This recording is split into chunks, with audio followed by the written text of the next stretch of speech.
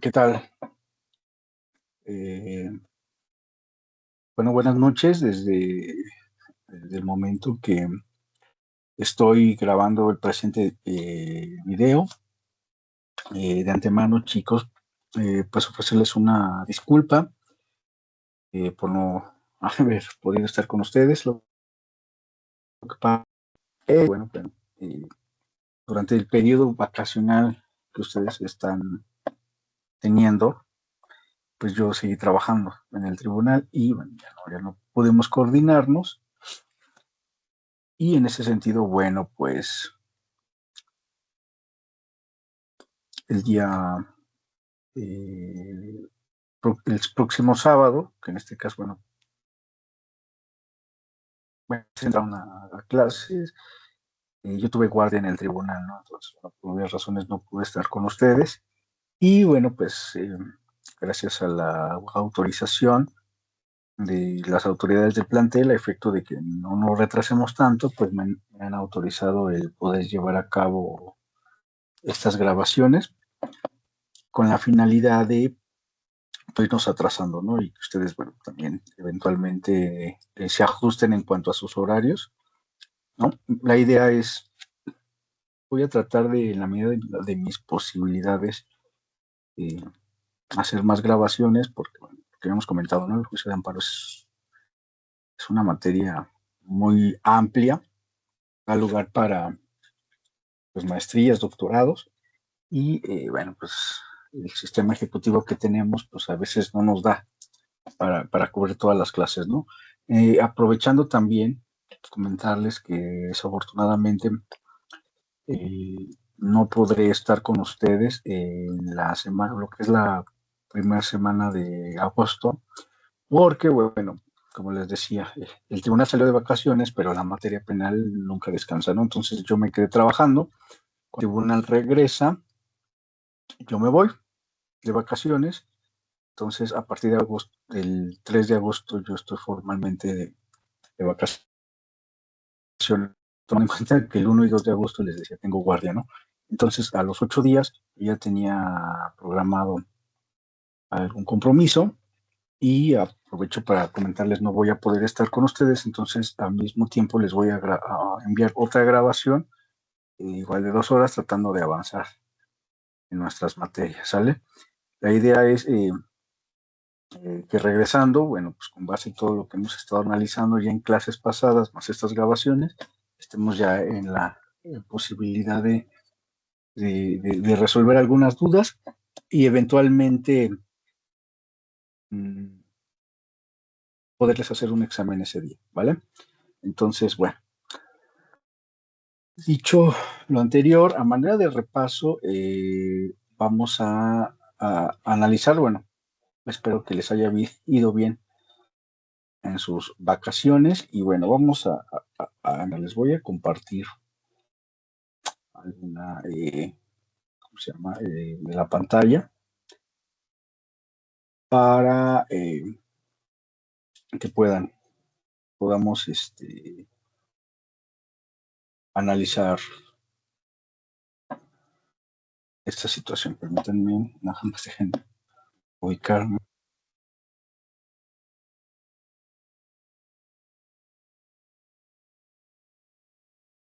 Ok, ya me ubiqué.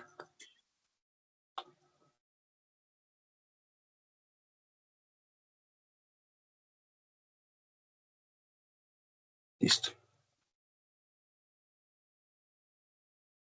Bien.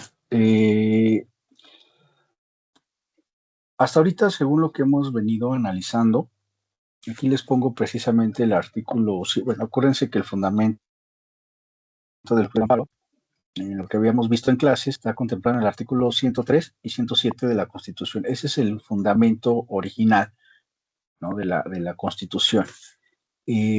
Veíamos que en el 103, está un poquito más adelante, a ver, lo voy a tratar de subir, está contemplado en la fracción segunda, primera, perdón, lo que es el juicio de amparo, ¿no? Dice, los tribunales de la Federación, es decir, el Poder Judicial de la Federación, constitucionalmente hablando, resolverá toda controversia que se suscite y concretamente es la fracción primera, ¿no? Normas generales, actos o omisiones que violen derechos humanos reconocidos en las garantías otorgadas para su protección por esta Constitución y tratados internacionales en los que el Estado mexicano sea parte. ¿Ok? Entonces, ese es el fundamento originario del juicio de amparo y entonces, bueno, el artículo 107 de manera genérica desarrolla esa situación y dice que el 103 de esta Constitución, con excepción de la materia electoral que veíamos, tiene un procedimiento especial contemplado ya en la propia Constitución, del cual conoce el Tribunal Electoral del Poder Judicial de la Federación. Dice, bueno, con excepción de este procedimiento electoral, dice el 107 que se sujetará a los procedimientos que determine la ley reglamentaria. Obviamente, esta ley reglamentaria, ¿cuál es? La ley de amparo, ¿no? Como la conocemos, efectivamente. Entonces, dice el juicio de amparo, en la fracción primera lo desarrolla de manera empírica, obviamente en la ley de amparo y obviamente en la jurisprudencia también se va a desarrollar más ampliamente, pero las bases o los principios están contenidos en en estas primeras fracciones, ¿no? Dice, el juicio de amparo se seguirá a instancia de parte agraviada. Es el principio de instancia agraviada. Y analizábamos en otras clases que quién va a ser la persona agraviada o quién va para efectos del juicio de amparos, quién va a ser la persona que se va a ver agraviada y que eventualmente tendrá esta legitimidad para interponer un juicio de amparo. Bueno, lo que se conoce como la parte quejosa, ¿correcto? ¿Quién es el quejoso? Bueno, es la persona que aduce que le fueron violentados sus derechos humanos contemplados en la Constitución o, como veíamos hace rato, en tratados internacionales en los que el Estado mexicano forma parte, ¿verdad? Y bueno, pues realizamos en otras clases que en términos generales es quien de manera directa se ve afectado en esa esfera jurídica, ¿sale? Aquí el quejoso que se ve afectado en esa esfera jurídica, veíamos que normalmente hay dos formas de que se afecte esta situación. ¿Cuál sería la primera? Bueno, pues cuando el acto reclamado a la autoridad, el acto de autoridad que se tilda de inconstitucional, de violatorio de derechos humanos, afecta directamente a la persona, ¿verdad? Decíamos que el acto de autoridad va dirigido concretamente a esa persona, es decir, ese acto de autoridad tiene un nombre y apellido. Vamos a poner el ejemplo de mi persona, ¿no? Ahí estamos hablando de un acto de autoridad que al afectar directamente al quejoso, bueno, pues este está legitimado para acudir en virtud de que cuenta con un interés jurídico. ¿Mm? Jurídico derivado, pues precisamente de que al tener nombre y apellido este acto reclamado, jurídicamente se le está afectando. ¿Sale? Entonces, el acto reclamado, materia del juicio de amparo, va a ser por una afectación a un interés jurídico. Y también veíamos, bueno, lo que es quien aduce ser, dice la propia fracción primera, quien aduzca ser titular de un interés legítimo, ¿no?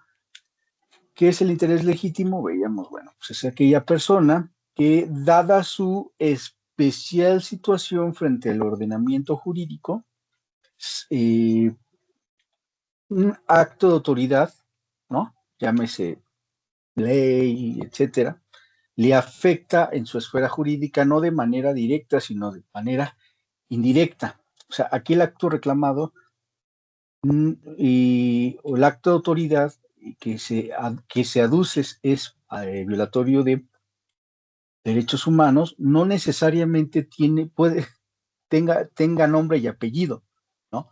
Sino que, repito, o sea, existe una afectación dada una específica o especial situación del gobernado frente al ordenamiento jurídico.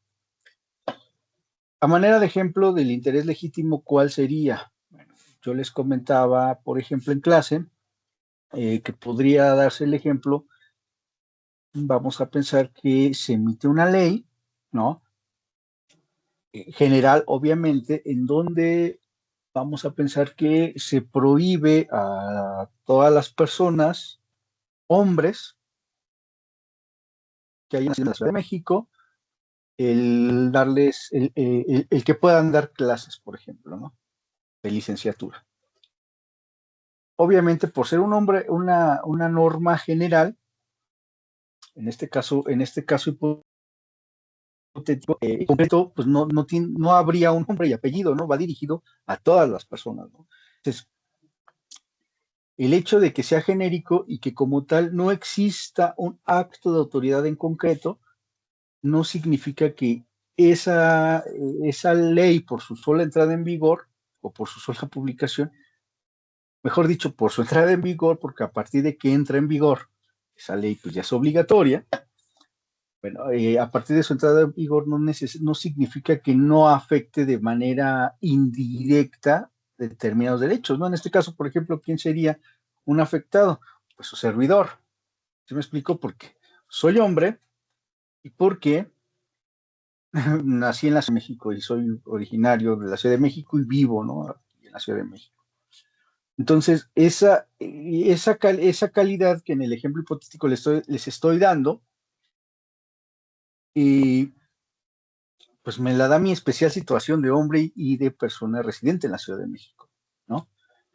Y esa ley automáticamente, si bien es cierto, no dice, a partir de la entrada en vigor, Adrián Monsalvo no puede dar clases, pero por mi especial situación frente al jurídico, sí me estaría afectando. Entonces, para que proceda el juicio de amparo, este principio de parte agraviada se refiere a interés jurídico como interés legítimo, ¿no? A diferencia del interés simple. El interés simple cualquier persona lo puede tener, ¿vale? ¿Cómo que cualquier persona, profesor? Sí, o sea, no, o sea, mm, obviamente por ser ciudadanos, pues eventualmente tenemos la obligación y el interés de conocer pues asuntos de naturaleza pública, ¿no? Pero todos esos asuntos, aunque son ciertos, nuestra calidad de ciudadanos implican un interés, no necesariamente por sí mismos van a afectar de manera directa o indirecta, dada la especial situación que se tenga frente al orden jurídico, eh, van a afectar estos derechos, ¿no? O sea, un ejemplo de un interés simple podría ser, se me ocurre, eh, pues tal vez, no sé, el hecho, no, se me ocurre las desapariciones, ¿no? Tal que está muy en boga el tema de desapariciones, ¿no? De personas, ¿no? A lo mejor como ciudadanos podríamos estar interesados en esa situación, ¿no? Y posiblemente como gobernados podríamos decirnos afectados, ¿sí? Pero si yo me voy a un juicio de amparo para que una autoridad haga o deje de hacer un determinado acto de autoridad, pues el interés que yo tengo, pues estaría reduciendo a algo bastante simple, ¿correcto? Entonces, bueno, pues en ese sentido, eh, contra ese, o sea, si yo me fuera al amparo para efecto de solicitarle, no sé, a la presidente o a la fiscalía que lleven a cabo determinadas investigaciones o para contra estas personas, pues ahí sin duda el juicio de amparo posiblemente no procedería porque no me está afectando de manera jurídica o legítima, ¿no? O sea, sin interés de tipo simple, ¿no? Y concretamente, materia de interés simple, pues no procede el juicio de amparo, ¿no? Entonces, bueno, pues el propio párrafo establece esta situación, ¿no? Tratándose de actos o resoluciones provenientes de tribunales judiciales, administrativos, aducir ser titular de un derecho subjetivo que lo afecte de manera personal y directa, ¿sale? Volvemos a lo mismo, o sea, y hay, o sea, vamos, este párrafo corrobora lo que les he estado comentando, ¿no? O sea, para que un acto de autoridad que yo aduzco me afecta derechos humanos, tiene que ser de manera directa, ¿no? Ya sea con nombre y apellido o, o por mi especial situación. ¿Sí me explico? O sea, pero vamos, debe de estar puntualizada concretamente esta situación. Entonces, este principio o a lo que se refiere esta fracción del artículo 107 es un principio de instancia de parte agraviada. Bien, continuando con nuestro análisis, la fracción segunda del 107 nos dice que las sentencias que se producen en el juicio de amparo solo se ocuparán de las personas que lo hubieran solicitado, limitándose a ampararlas y protegerlas si procediere. En el caso especial, dice, si procediere, en el caso especial sobre el que verse la demanda. Este principio veíamos en clase, repito, es un repaso, las vacaciones que hemos tenido. Este principio se llama principio de instancia de parte agraviada, ¿ok? Veíamos que, ¿por qué de instancia agraviada? ¿Por qué se llama así? Perdón, disculpen, es un principio de relatividad de la sentencia, disculpen, me confundí. Explica este principio de relatividad de las sentencias. Bueno, las sentencias por sí mismo, acuérdense que en atención a su naturaleza jurídica, son derechos individualizados. ¿Sí me explico? La ley, en términos generales, establece o reconoce derechos de manera general, ¿no? Hablando concretamente, por ejemplo, de derechos humanos, de manera general a los gobernados nos otorga, por ejemplo, libertad, nos otorga el acceso al Internet, nos otorga, ¿qué les gusta? Acceso al agua, servicios de salud, etcétera, ¿no? Derecho a la garantía de audiencia, etcétera, ¿no? O sea, son derechos genéricos. Eh, por eso también se les conoce, bueno, cuando llevaron la materia de introducción al estudio del derecho, bueno, pues ahí el profesor García Maínez, ¿no? Nos hablaba de la diferencia, ¿no? Entre un derecho objetivo y un derecho subjetivo. Los derechos subjetivos, bueno, objetivo es el reconocido concretamente en la ley. ¿Sí me explico? De manera general. ¿En qué momento se hace subjetivo? Bueno, pues cuando una persona decide o no ejercerlo, ¿no? O sea, por ejemplo, no sé, todas las personas, ¿qué derecho se les ocurre? Derecho a, se me viene, por ejemplo, derecho a la salud, ¿no? Vamos a pensar que el Estado tiene la obligación de suministrar servicios de salud, vacunas, por ejemplo. ¿Okay? Hay personas que se consideran antivacunas, ¿no? Bueno, pero el hecho de que ellas se consideren antivacunas, pues no por esa situación significa que no se les va a dar ese derecho. ¿Sí me explico? Entonces, si ellas, por muy antivacunas que sean, optan por ir a suministrarse una vacuna, el Estado, con fundamento en el artículo 4, tendría la obligación de proporcionárselas. ¿Sí me explico? Entonces, ahí esa elección o no de ejercer o no ese derecho y hacerlo individualizado en concreto, pues ya depende de cada quien. Y bueno, normalmente en los juicios, ¿qué sucede? Hay una controversia de derecho. Hay quien dice, bueno, yo tengo derecho a, no sé, a que se declare X situación, ¿no? Con fundamento en esta ley quiero que se me declare esta situación. Bueno, la ley es ese derecho objetivo y el subjetivo es la opción que tiene el gobernado de ejercer o no ese derecho. Entonces, cuando ese derecho está en controversia, ¿sí me explico? A partir de las controversias que se llevan a cabo en cualquier juicio, llámale civil, penal, familiar, etcétera, etcétera, bueno, en concreto, al momento en que se dicta esa sentencia, ese derecho de ser genérico, de ese derecho objetivo de ser genérico, se individualiza, ¿no? Y vamos, por ejemplo, a hablar del derecho que les gusta, derecho civil ahora, ¿no? en materia, por ejemplo, de posesión, ¿no? A lo mejor vamos a pensar que eventualmente alguien ingresa a un inmueble y alguien promueve un juicio reivindicatorio, ¿no? Y dice, bueno, yo tenía la posesión y también la propiedad. Necesito que estas personas se salgan, ¿no? Entonces, previos los trámites de ley,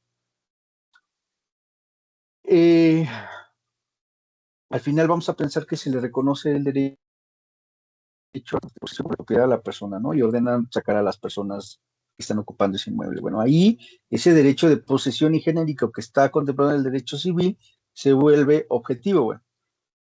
Entonces, esta idea o este contexto que les estoy hablando de derecho objetivo, etcétera, etcétera, y de derecho individualizado, ¿de qué manera o qué tiene que ver con el principio de relatividad de las sentencias para efectos del juicio de amparo? Bueno, acuérdense que a final de cuentas, y la naturaleza jurídica del juicio de amparo es, en términos generales, es,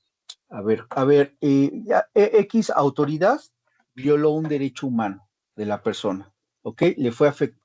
Y la naturaleza del juicio de amparo es precisamente restituir a la persona en este derecho, ¿correcto? Entonces,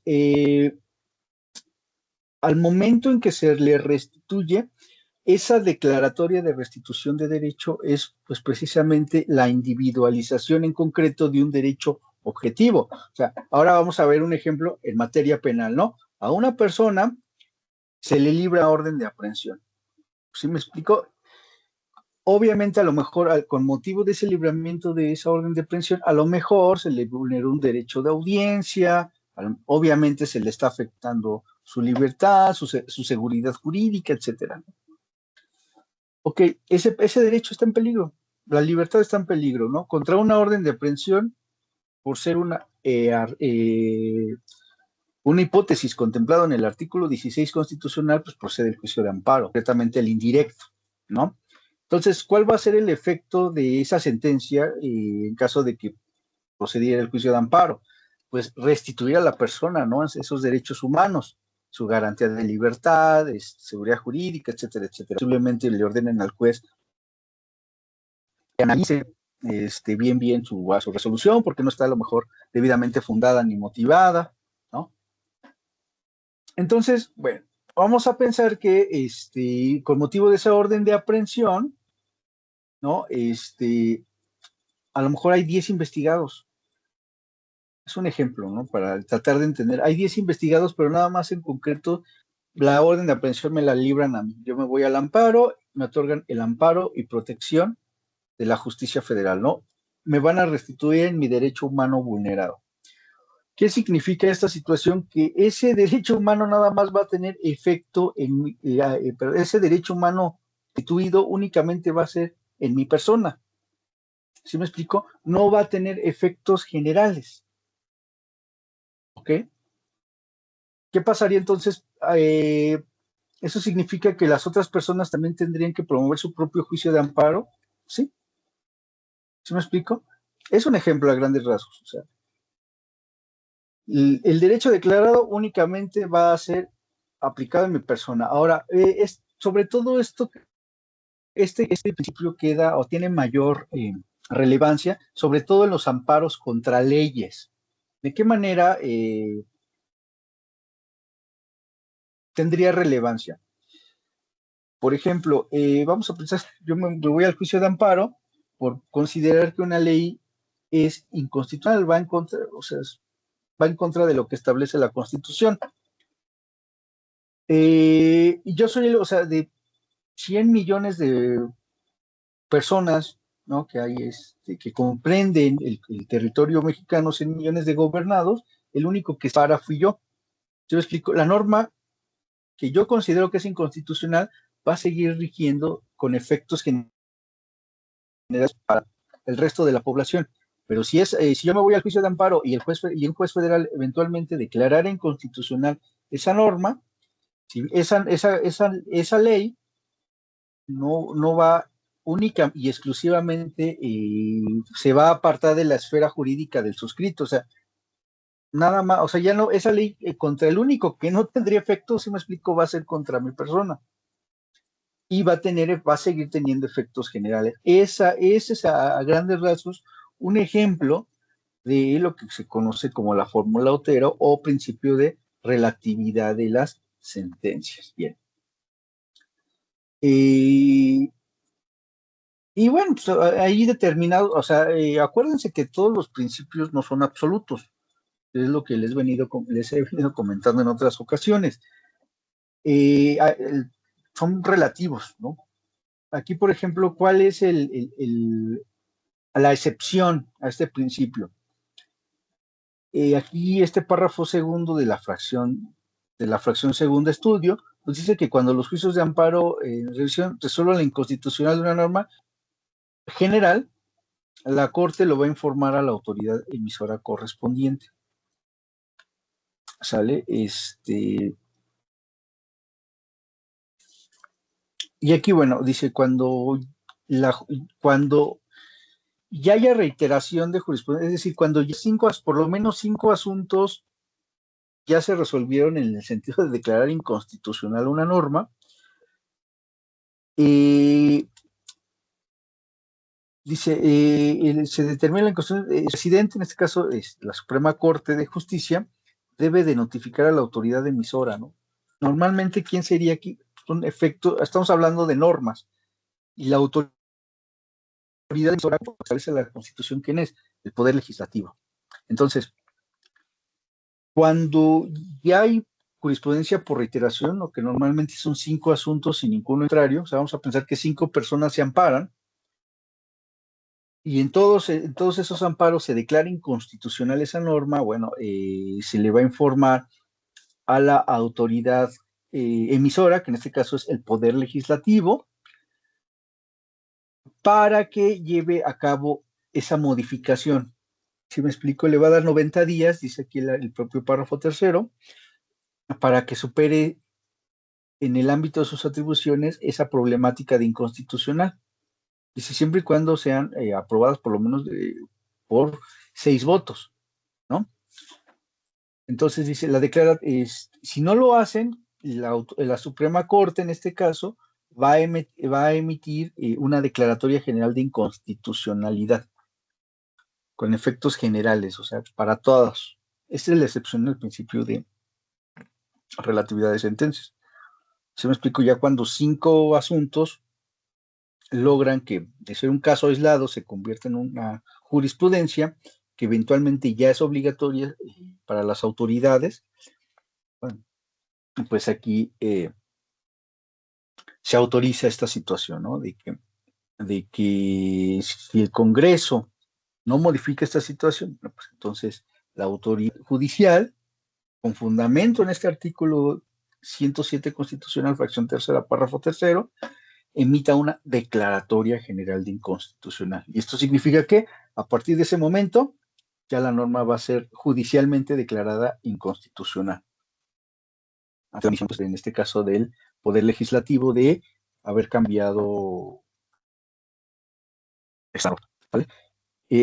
Ya me acostumbré cuando estoy en clases que les digo dudas, ahorita, bueno, pues no están, pero bueno, en caso de dudas, chicos, bueno, tienen mi WhatsApp, según yo también tienen mi correo electrónico y con gusto pueden hacérmelas llegar para ir manejando esta situación, ¿sale?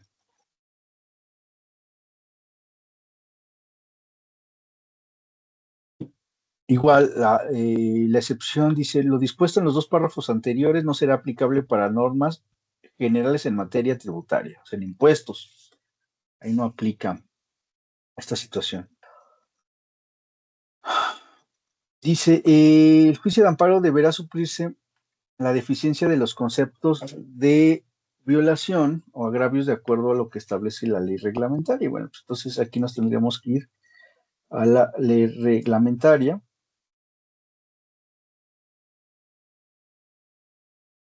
Y ahorita les digo.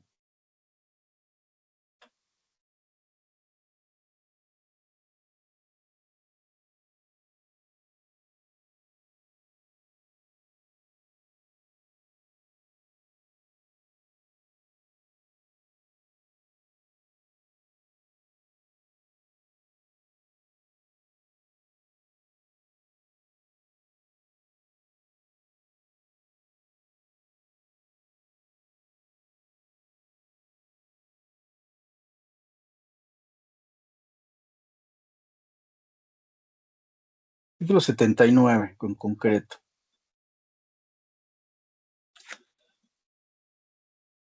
Perdón, chicos, si me tardo un poco, pues soy muy lento esto de la computadora. A ver. Aquí el artículo 79 de la ley de amparo nos habla precisamente, esa es la ley, eso es lo que dice la Constitución de la ley reglamentaria y en concreto la parte que establece esa ley reglamentaria está aquí en el artículo 79, dice que en términos generales, eh, eh, un principio de los que veíamos es este estricto derecho, ¿sale? Es otro principio del juicio de amparo. Es decir, el principio de estricto derecho que implica que la autoridad federal, el juez federal que conozca del juicio de amparo, en términos generales, únicamente va a resolver la inconstitucionalidad o no de un acto que se tilda de violatorio de derechos humanos con base en los argumentos que en concreto le establezcan las partes. ¿Se me explico? O sea, vamos a pensar que a lo mejor el acto reclamado, el acto de autoridad reclamado, sea, efectivamente sea inconstitucional, ¿no? Pero el quejoso al momento de establecer sus conceptos de violación no atacan concretamente el porqué, ¿no? De esa inconstitucionalidad. O sea, a lo mejor refiere otras cuestiones. Bueno, pues el juez federal únicamente va a resolver con base en lo que le argumente, no puede suplir esa deficiencia, por decirlo de alguna manera, ¿no? Esa es la regla general. Ahora, la suplencia, eh, la regla general es el principio de estricto derecho, perdón. La excepción sería la suplencia de la deficiencia de la queja. Bueno, así se conoce este principio, suplencia en la deficiencia de la queja, y el fundamento es el artículo 79 de la ley de amparo, que dice que la autoridad que conozca del juicio de amparo deberá suplir la deficiencia de los conceptos de violación en los casos siguientes.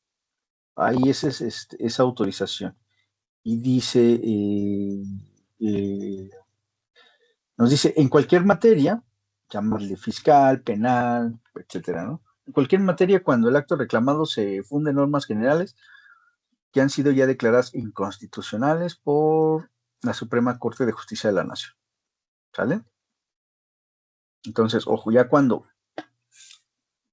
una norma sea declarada inconstitucional y ya tenga el carácter de jurisprudencia, bueno, pues en ese momento puede ser declarada como tal. Ahí puede haber deficiencia. Vamos a pensar que la persona, vamos a pensar que su servidor, ¿no? Me fui al amparo, pero no tuve la pericia de atacar en concreto esa situación y aparte no conocía la existencia de esa jurisprudencia. Bueno, ahí el juez de amparo sí tendría que suplir, es el único supuesto, ¿no? ¿Eso por qué? Porque un superior, que en este caso sería la Suprema Corte la Suprema Corte de Justicia de la Nación o un tribunal colegiado, eventualmente ya suplió ese error, ¿no? O sea, mejor no suplió ese error, ya se pronunció. Entonces, por temas de seguridad jurídica, pues un juez inferior no, procesalmente inferior, por decirlo de alguna manera, no tendría por qué modificar esta situación, ¿vale? Imagínense, ¿no? Que un juez de distrito, que es, o sea, que es el de primera instancia, dijera, no, pues es que no es inconstitucional. Oye, pero la Corte ya lo, sí, pero no lo hizo valer, bueno, pero de todas formas la Corte ya lo estableció y la jurisprudencia es obligatoria, ¿no? Sobre todo para los órganos jurisdiccionales. Vamos a analizar el tema de, de la jurisprudencia conforme a la ley de amparo, ¿no? Para no perdernos. Bueno, en segundo orden, dice que en favor de las personas menores de edad, o sea, niños, niñas, adolescentes, incapaces o aquellos casos en que se afecte el orden y el desarrollo de la familia, ¿vale? Materia familiar principalmente. Bueno. Tres, en materia penal, en favor del inculpado o sentenciado, así como en favor de la ofendida y de la víctima, ¿vale? Que tenga esta situación. En materia agraria, sobre todo dice en favor de personas ejidatarias, en materia laboral en favor de la persona trabajadora, ¿ok? Y dice, en otras materias, cuando se advierte que ha habido en contra de la persona quejosa o del particular recurrente una violación evidente de la ley, que lo haya dejado sin defensa, por afectar el artículo primero de la ley de amparo. Bueno, en el caso solo operará en lo que se refiere a la controversia en el amparo sin afectar situaciones procesales resueltas en el procedimiento en el que se dictó la resolución reclamada. ¿Vale? Y bueno, dicen cualquier en favor de personas en condiciones de pobreza o marginación que se encuentren en clara desventaja social para su defensa en el juicio. ¿Vale?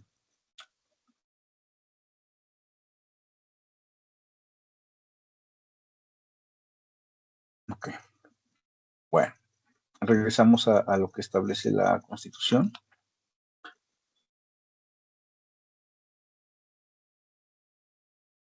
Entonces, bueno, veíamos, ¿no? Que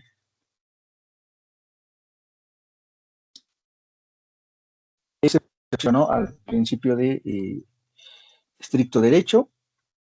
La excepción es la deficiencia de la queja, la suplencia en la deficiencia de la queja. Dice materia agraria.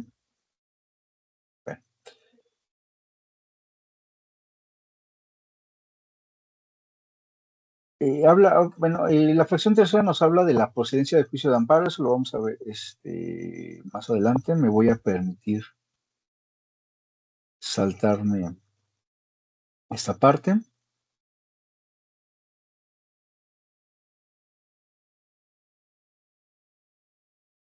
Procedencia, igual eso lo vamos a ver un poquito más adelante. Me voy a permitir saltármelo.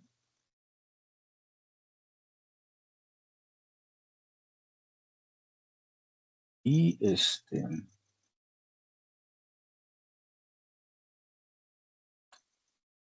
bien, ok. Bueno, esos son a grandes rasgos los principios que regulan pues precisamente nuestra materia, y ese va a ser precisamente el fundamento. Ahora vamos a cambiar un poco de, bueno, más bien ya vamos a cambiar de tema. Precisamente, bueno, la finalidad era precisamente hacer un repaso, considerando que, bueno, por el periodo vacacional, y para que ustedes más o menos ahorita pues recuperen el sentido de nuestra materia. Entonces, bueno, a ver, voy a abrir, permítanme un segundo.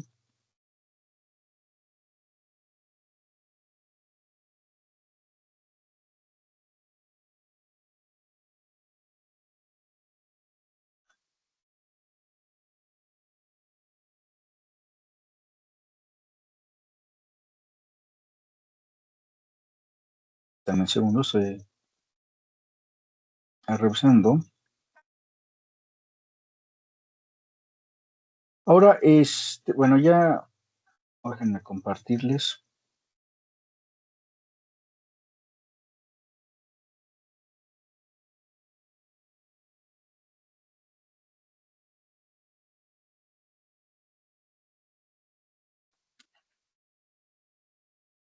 Bien,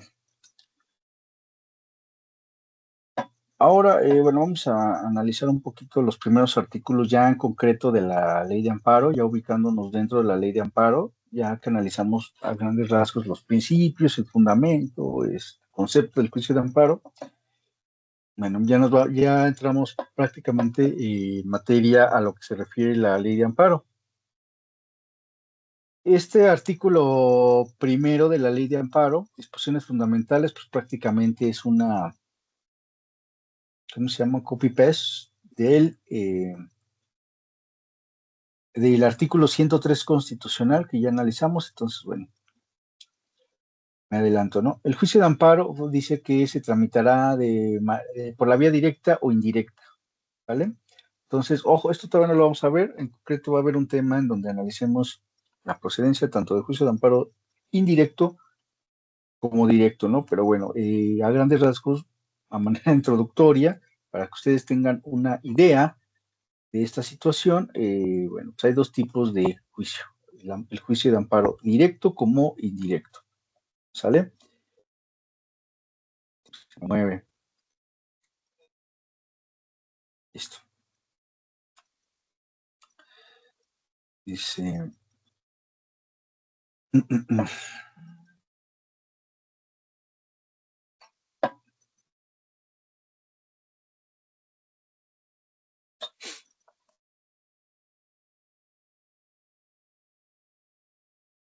Vamos a empezar bueno, con el tema y que se refiere a las partes del juicio de amparo, y estas están contenidas en el artículo 5º de esta ley, ¿no? De alguna manera, bueno, ya habíamos también, al momento de hablar del interés jurídico y legítimo, pues menos ya analizamos a la primer persona procesal como parte de esta ley, de este juicio de amparo, y que se refiere especialmente a la persona, al momento de hablar, perdón, del agravio personal indirecto, pues decíamos que el juicio de amparo procede siempre a la persona que se ve afectada de manera directa, ¿no? En sus derechos humanos, en su esfera jurídica. Bueno, esta persona va a tener el carácter de persona quejosa con fundamento en el artículo 5, fracción primera de la ley de amparo. Tiene un carácter igual, en los mismos términos, quien aduce ser titular de un derecho subjetivo o de un interés legítimo, individual o colectivo. ¿Sale? Cuando se alegue que la norma, acto u omisión violan derechos humanos, ¿no? En términos generales. Dice, y con ello se produzca una afectación real. O sea, al hablar de una afectación real es pues no imaginaria, ¿no? O sea, a ver, en el mismo ejemplo del orden de aprehensión, pues vinieron en la demanda le voy a decir, pues vinieron a buscarme unas personas que dijeron ser policías de investigación y que me venían a cumplir una orden de aprehensión. Yo no estaba porque yo estaba trabajando, pero pues precisamente, o sea, yo soy una persona honesta, yo trabajo y hasta donde tengo entendido, pues yo no estoy involucrado en ningún problema, ¿no? Entonces, posiblemente esa orden de aprehensión sea arbitraria. Hay un peligro real, ¿no? ¿Cuál sería ese peligro real? Que de cumplirse esa orden de aprehensión, eventualmente, pues me voy a ir a la cárcel, ¿no? O sea, no es imaginario, es concreto. Entonces, o sea, una afectación real es que no es imaginaria, o sea, que existe, que es palpable, que es latente. Entonces, cuando se produce una afectación real y actual, ¿sí me explico por qué actual? O sea, que no es pasado. Obviamente, pues, si ya pasó, vamos a pensar, se cumple el orden de aprehensión, pues ya es un hecho consumado, ¿no? Contra los hechos consumados, pues ya no procedería el juicio de amparo, porque imagínense, te cumplen la orden de aprehensión y te vas al amparo contra esta situación y vamos a pensar que te dieran el amparo y protección de la justicia federal, pues eventualmente, ¿cómo te van a restituir? Si me explico, ¿cómo se te va a restituir en ese derecho vulnerado, que en este caso es la libertad, ¿no? O sea, máxime que ya te tardaste 2, 3 meses por lo que se haya sido el juicio, ¿no? En el mejor de los casos, pues ¿quién te regresa 2, 3 meses? ¿Sí me explico? Entonces, la idea es que sea latente, actual, no imaginaria, ¿no? A eso se refiere este artículo, ¿no? Habla del interés legítimo, que ya les habíamos, bueno, ya les había adelantado un poco de esta situación. Dice, tratándose de interés jurídico, la norma, acto o omisión deberá ocasionar en la persona una lesión jurídica individual o colectiva, ¿no? ¿De qué manera puede ser individual cuando nada más me afecta a mí o cuando tal vez soy parte de un gremio, ¿no? O sea, en el ejemplo de hace rato decíamos, a lo mejor formo parte del gremio de profesores mexicanos de la Ciudad de México, hombres, ¿no? Que damos clases. Bueno, pues a lo mejor nos juntamos todos como gremios y todos podemos sentar un amparo colectivo, ¿no? Pero puede ser que a lo mejor haya gente, es un ejemplo, ¿no? Puede haber hombres de la Ciudad de México que estén conformes con el ejemplo que les había dado, ¿no? Y entonces, bueno, pues ahí a lo mejor digan, no, pues yo no estoy conforme con esa situación. Bueno, pues el único que podría ser el juicio de amparo, pues en este caso podría ser su servidor. Ahí sería un interés, una afectación individual.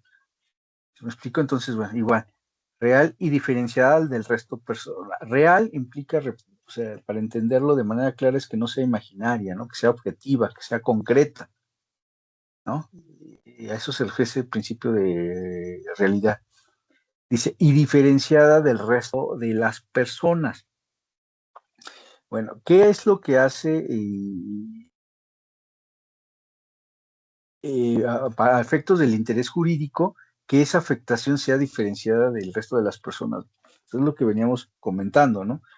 Y que es dada mi especial mi especial situación que tengo frente al ordenamiento jurídico, la que eventualmente me va a dar esa eh, personalidad diferenciada. O sea, y no es lo mismo, ¿verdad?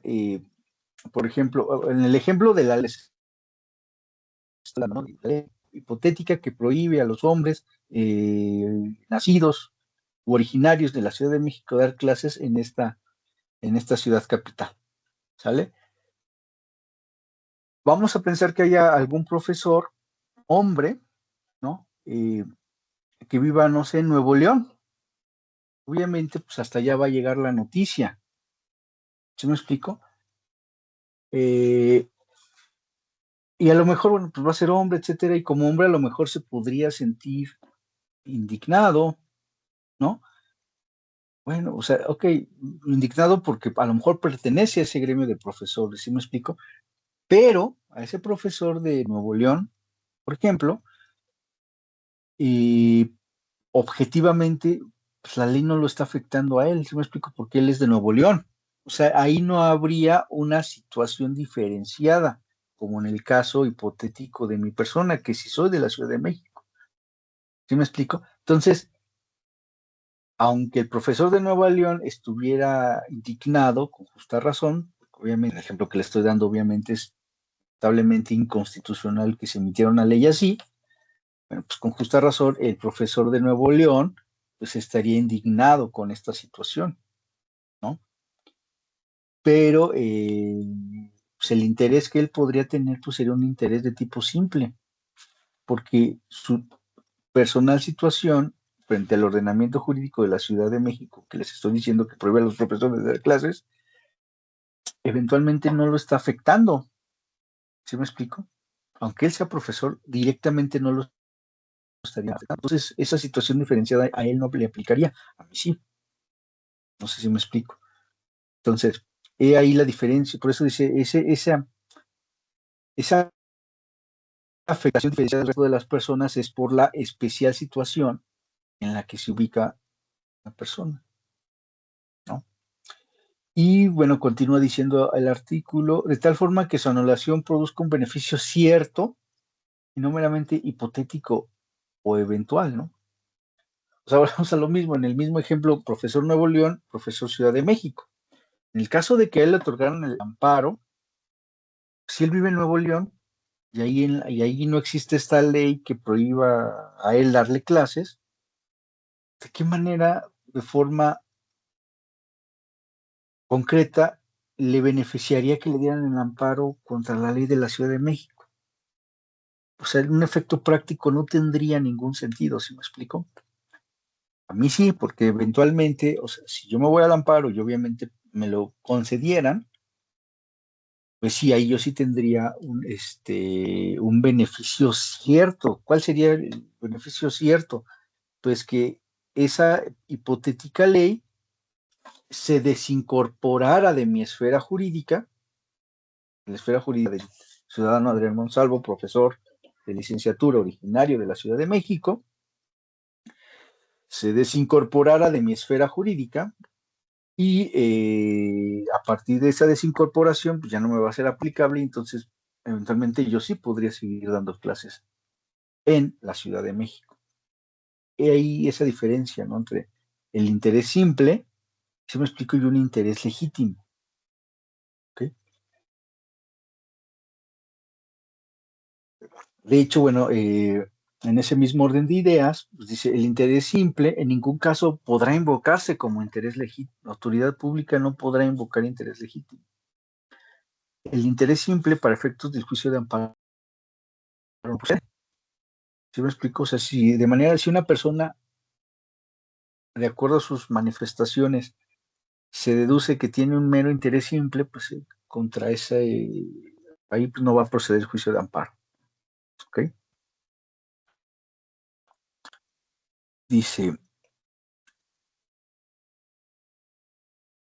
este párrafo dice que el juicio de amparo podrá promoverse conjuntamente por dos o más personas, un amparo colectivo, cuando resientan una afectación común en sus derechos o intereses, aún en el supuesto de que afectación derive de actos distintos. Híjole, no sé, o sea, hay muchos ejemplos de amparos colectivos, ¿no? ¿Cuál sería un ejemplo? Vamos a continuar con el mismo ejemplo que les estoy diciendo, ¿no? Vamos a pensar que formamos una organización de profesores, hombres, originarios de la Ciudad de México, y a todos en diferentes escuelas nos prohíben con fundamento en esa ley dar clases, ¿no? Por ejemplo, es una ley discriminatoria, ¿no? Y válidamente, pues podríamos organizarnos todos y meter un solo amparo, ¿se me explico? De manera colectiva, obviamente, contra esa ley, ¿no? Que estimamos es inconstitucional, ¿ok? Entonces, eh, ese sería un ejemplo, pues, de lo que se conoce como el amparo colectivo, ¿no? Normalmente también cuáles podrían ser, no sé, sindicatos, organizaciones civiles, qué sé yo. No, hay muchos ejemplos. Dice, tratándose de actos o resoluciones, la persona deberá, tribunales, la persona deberá aducirse titular de un derecho subjetivo que se afecte de manera personal y directa, ¿no? Y hace rato, bueno, pues hicimos una remembranza, ¿no? O sea, ¿cuál es el derecho objetivo? El que está en la ley. Objetivamente está reconocido, ¿no? O sea, repito, derecho a la salud, bueno, para mí la salud no es un derecho, sino una condición humana, ¿no? Más bien es un derecho a los servicios con excelencia de salud, ¿no? Servicios médicos de excelencia. Pero bueno, así se conoce coloquialmente, ¿no? Como derecho a la salud. Entonces, derecho a la salud, derecho al agua, que también el agua pues, no es como tal un derecho, ¿verdad? Pues, líquido vital, pero sería a red de suministro de agua, en concreto, ¿no? La libertad es un derecho, etcétera, ¿no? Entonces, esos son derechos objetivizados, concretos, establecidos en una ley, y son subjetivos al momento en que una persona que se aduzca a ser titular de ellos decide o no ejercerlo. O sea, ahí entra esa parte de subjetividad, ¿no? En el ejemplo que les decía hace rato, bueno, pues yo, o sea, cuando fue el COVID, en la época del COVID y que nos empezaron a vacunar a todos, pues hay quien decía, no, usted no me va a vacunar, ahí está ejerciendo ese derecho. Si me explico de manera subjetiva, hay quien sí se vacunó. Ese es un ejemplo, ¿no? Y hay veces que a lo mejor tú lo quieres hacer y a lo mejor la autoridad no te lo da. Obviamente, contra esa situación hubieron muchos amparos en su momento. Entonces, ahí es donde, eh, si la autoridad no te lo da, pero tú decides ejercerlo, bueno, pues válidamente puedes acudir a reclamar ese derecho. En este caso sería, en concreto, pues una autoridad. Obviamente aquí sí procedería el juicio de amparo porque hay una afectación en mi derecho humano, ¿no? En concreto, derecho a la salud, ¿no? La autoridad no me lo quiere dar, pues, obviamente, comparado el poder de la autoridad, el poder del Estado con un simple mortal, como a lo mejor el suscrito, ¿cómo obligo al Estado, ¿no? A que me dé ese derecho objetivo, ¿no? No sé, a vacunarme. Pues como no puedo, pues precisamente el amparo es un medio, ¿no? De protección constitucional, ¿no? Que me permite hacer eficaz ese derecho, ¿no? Que subjetivamente decidí ejercer. ¿ok? Entonces, bueno, a eso se refiere esa parte, ¿no? O sea,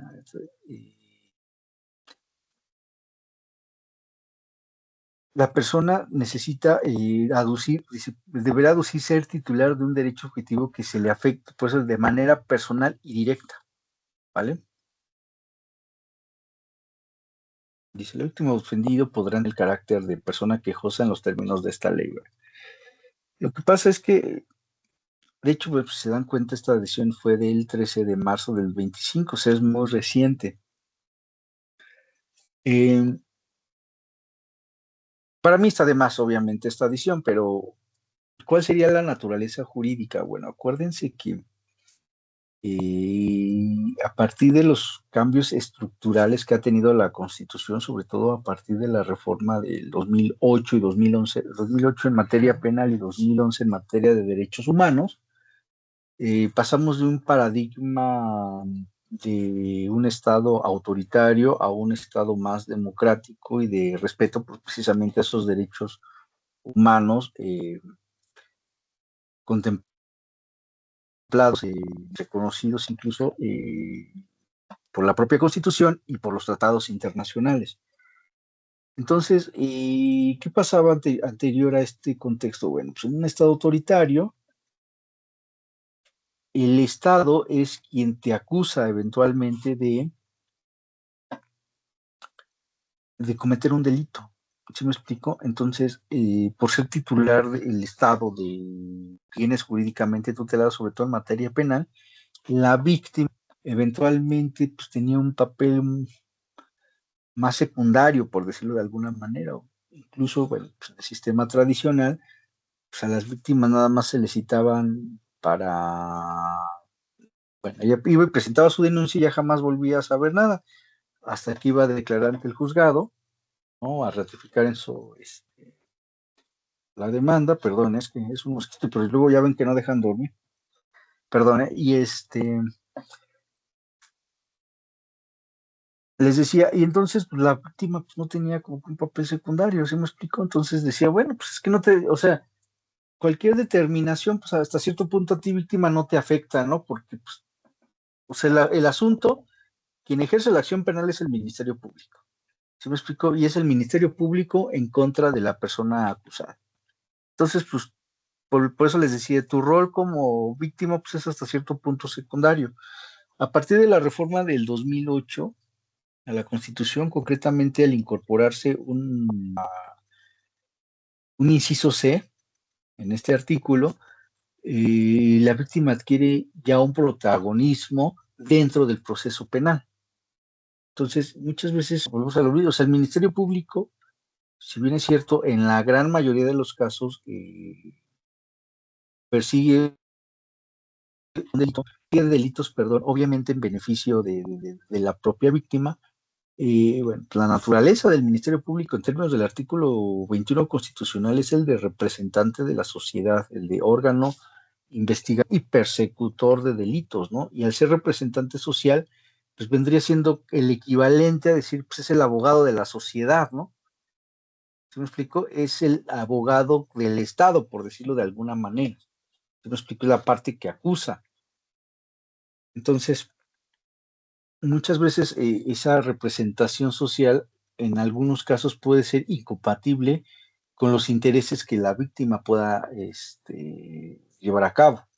¿Sí me explico? Entonces, bueno, a partir de esta situación, de esta reforma de 13 de marzo de 2025, expresamente le dan se le reconoce a la víctima pues, este rol. ¿Sí me explico? Y entonces, bueno, pues ya se le reconoce, después puede tener el carácter de persona quejosa en los términos de la ley. Entonces, bueno, este análisis tiene que ver precisamente con una de las partes del juicio de amparo, que es la parte quejosa. Ahora, en segundo lugar tenemos a la autoridad responsable, ¿no? La autoridad responsable va a ser quien dice, bueno, con independencia de su naturaleza formal, ¿sí? La que dicta, ordena, ejecuta o trata de ejecutar el acto, ¿no? El acto reclamado, obviamente, pues el que reclama el quejoso en su demanda. el acto que crea, modifica o extingue situaciones jurídicas, dice unilateral y obligatoria, o omita el acto que de realizarse crearía o modificaría o extinguiría dichas situaciones jurídicas, ¿no? Es decir, pues es la persona a la que se le atribuye con su actuar, violar derechos humanos. Pero bueno, al hablar de actuar, es como en materia penal cuando hablábamos de acción y omisión, ¿no? Decíamos, en términos generales, en materia penal, acción es hacer. ¿Sí me explico? Si esa idea la trasladamos con su actuar, es un hacer por parte de la autoridad. Pero hay veces que las autoridades con su omisión, ¿sí me explico? Con su dejar de hacer, viola derechos humanos. ¿Cuál sería, por ejemplo, un ejemplo? A ver, se me viene a la mente, hay un derecho humano contemplado en el artículo 8 de la Constitución, ¿no? Que es el derecho de petición. Todas las personas que quieran ejercer un derecho, eh, o sea, que quieran hacer una petición, la pueden hacer a las autoridades por escrito, de manera respetuosa, ¿sale? Entonces vamos a pensar, híjole, no sé, se me ocurre, es que no tengo drenaje, o sea, no, el drenaje de mi colonia, pues, no sé, ya llevo un mes que no sirve y la autoridad pues, es omisa, por ejemplo, ¿no? En arreglarlo. Pero vamos a pensar, a lo mejor es omisa porque pues, a lo mejor los vecinos pues han sido también omisos en darle aviso, ¿no? Nadie se tomó la molestia. Un ejemplo, son ejemplos hipotéticos, ¿no?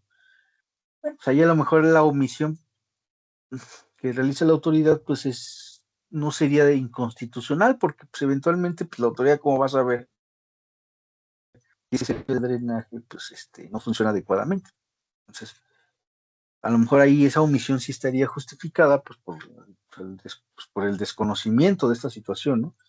Pero ¿qué pasaría? Como sería lo lógico, todas las personas que viven en esa colonia donde no sirve el drenaje, ya haya puesto del conocimiento al municipio o a la alcaldía, perdón, este, perdone, pero ustedes me entenderán, ¿no? Saben que los mosquitos luego no dejan dormir, entonces se me ponen aquí enfrente y tengo que aprovechar, perdón. Les decía, vamos a pensar que ya todos le fueron a poner el conocimiento a la autoridad y la autoridad, pues, olímpicamente, lisa y llanamente, pues decide hacer caso omiso, ¿no? Ah, bueno, pues entonces vamos a pensar que es mi colonia, su servidor va y les pone el conocimiento a la autoridad de esta situación. ¿Y qué pasaría? Bueno, pues obviamente, si yo voy y presento un escrito informándole esta situación, autoridad que ya llevo un mes, el servicio de drenaje, con todas las consecuencias que eso implica, ¿no? O sea, problemas de salubridad, etcétera, ¿no? O sea, todo lo que implica que el drenaje no existe y la autoridad no hace nada. Yo voy y le informo y pasan 2, 3 meses y la autoridad no me dice nada. ¿Sí me explico? Pues ahí esa omisión estaría afectando mis derechos humanos, ¿no? O sea, tanto mi derecho a la salud por una parte, como mi derecho a que la autoridad acuerde mi petición, me responda, fundada y motivadamente, incluso, o sea, afectaría muchos derechos, no sé si me explico. Entonces ahí estamos en el supuesto de una omisión, que es violatoria de varios derechos humanos, como les estoy diciendo. ¿Ok? Entonces, por eso decía, el juicio de amparo procede contra actos que pueden ser de acción o de omisión por parte de la autoridad, pero que vulneren derechos humanos. ¿Sale? Dice, para efectos de esta ley, las particulares tendrán calidad de autoridad responsable cuando realicen actos de autoridad que afecten derechos en los términos de esta fracción y cuyas funciones estén determinadas por una norma general. A ver, esta es una novedad precisamente Es una novedad porque, bueno, esta ley de amparo que estamos analizando tuvo vigencia a partir del 2011, perdón. Y antes, bueno, por ejemplo, antes de esta ley únicamente el juicio de amparo procedía en contra de autoridades, ¿verdad? Y públicas. ¿Se me explico? O sea, cuando había problemas entre particulares, pues que decía, pues demándala por la vía civil o familiar, no sé, según corresponda, ¿no? Pero bueno, obviamente, acuérdense, pues el derecho siempre va evolucionando, ¿no? Pero la sociedad siempre va evolucionando y el derecho se va quedando, pues muchas veces, ¿cómo les diré? Pues rezagado, ¿no?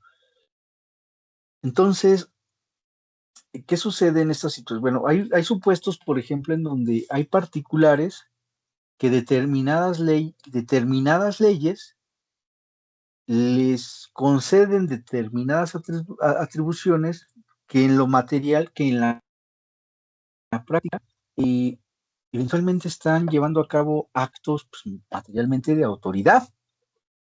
¿Sí me explico? O sea, ¿cuál sería un ejemplo? A ver, sobre todo se da mucho, por ejemplo, en las autopistas, ¿no? Es un ejemplo, a grandes rasgos, ¿no? Hay autopistas que están concesionadas en donde, o sea, se le otorga a determinadas particulares una determinada concesión para que te puedan cobrar, por ejemplo, el uso de las autopistas a cambio de que, bueno, pues las autopistas se conserven en buen estado, etcétera, etcétera. ¿No? Otro ejemplo, se me viene a la mente, o sea, por ejemplo, y hay veces que la ley, por ejemplo, en las escuelas, ¿no? O sea, dentro de ese espacio, ese ámbito espacial y en donde se encuentre la escuela, una escuela, sobre todo las particulares, internamente hay una reglamentación, ¿no? En donde los profesores, los directores, las instituciones del plantel ejercen, ¿no? Si me explico, determinadas actividades que en lo material fungen, ¿no? Materialmente como autoridades, ¿no? Entonces, ha habido asuntos en donde en ejercicio de este poder, ¿sí me explico? Conferido por la propia ley a determinados particulares, puede haber afectación a derechos humanos, ¿no?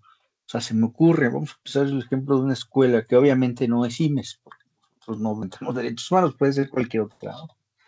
Pero bueno, vamos a pensar que en una escuela, ¿no? Se discrimina, por ejemplo, a una persona, ¿no? No se le permite el acceso, a pesar de estar inscrita, porque se me ocurre homosexual, ¿no?